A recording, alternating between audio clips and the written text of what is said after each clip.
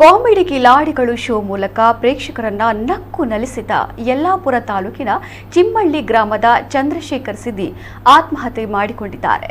ಅವರಿಗೆ 31 ವರ್ಷ ವಯಸ್ಸಾಗಿತ್ತು. ಉತ್ತರ ಕನ್ನಡ ಜಿಲ್ಲೆಯ ಯಲ್ಲಾಪುರ ತಾಲೂಕಿನ ವಜ್ರಳ್ಳಿ ಗ್ರಾಮ ಪಂಚಾಯಿತಿ ವ್ಯಾಪ್ತಿಯ ಚಿಮ್ಮನಹಳ್ಳಿಯ ಸಿದ್ದಿ ಜನಾಂಗಕ್ಕೆ ಸೇರಿದ ಚಂದ್ರಶೇಖರ್ ನೇಣು ಬಿಗಿದ ಸ್ಥಿತಿಯಲ್ಲಿ ಪತ್ತೆಯಾಗಿದ್ದಾರೆ.